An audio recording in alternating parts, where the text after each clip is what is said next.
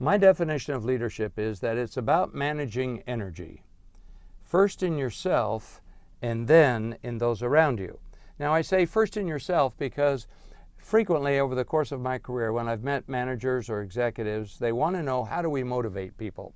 How do we get those people to do what we want them to do?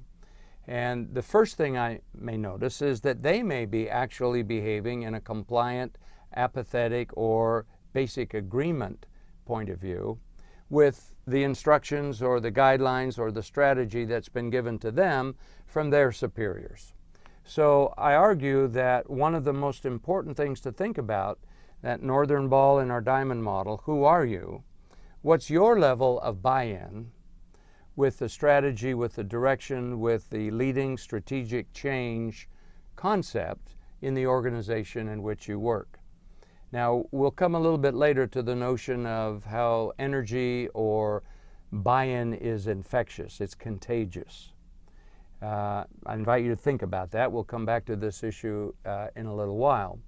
But the notion is that if you are at a compliant or apathetic level of buy-in with what's happening in the organization, the people who work with you, your subordinates, your peers, others, they will smell that. They can feel it. They sense it. And if you are upbeat, positive, cheerful, level 2 or level 1 with engagement or passion, then they can also feel that. If you're compliant or passively aggressive or apathetic about what's going on in the organization, that tone, that energy level is likely to influence the people around you. Energy level is contagious. And I invite you to think about that as you think about your own ability to influence the people around you. Now, in contrast to this, power, I say, is the ability to get others to do what you want them to do.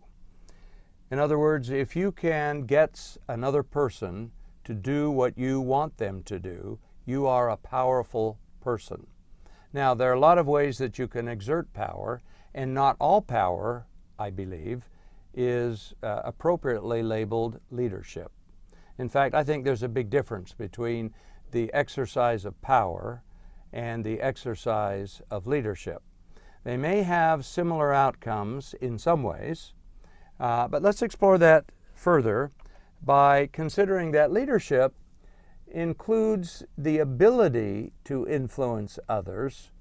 So this would have to do with answering our earlier questions of who are you, what's your story, can you sell your story, can you organize appropriately, and are you a change master? If you don't have those 5 abilities, those 5 skill sets, then you probably don't have the tools necessary to influence others. But then there's secondly the question of willingness to influence others. I've met a lot of people in our MBA programs and executive education programs all over the world where it's clear that the people in the room have no desire to become the chief executive officer or even a senior executive in the company. In fact, to my surprise, frequently it's very few. There are reasons for this. We'll explore them a little bit later. But for the moment, consider the notion that some people will say, it's not my place to try to influence others. Who am I to play God? Who am I to presume that my strategic thinking is the right one for the corporation? And these people are at a disadvantage when it comes to the challenges of a leadership role. People look to leaders, those people who are in positions of authority. They may or may not be leaders. We could call them authoritors. People look to authoritors for guidance, direction, and leadership, and it may or may not be there. We'll talk about some of the reasons why that may be. And then the third element is the willingness to influence others so that they respond voluntarily. I believe and argue that if you're not getting a voluntary response, it's not leadership. It might be the use of power.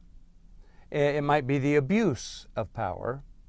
But if you are forcing people or intimidating people to do what you want them to do, you might be a dictator, you might be an effective power monger, you might be an effective authoritor, but you're not, in my view, a leader, because leadership engenders a voluntary, a choiceful response. And if you're not getting a voluntary response, you're not really leading, you are forcing, and they are two different things.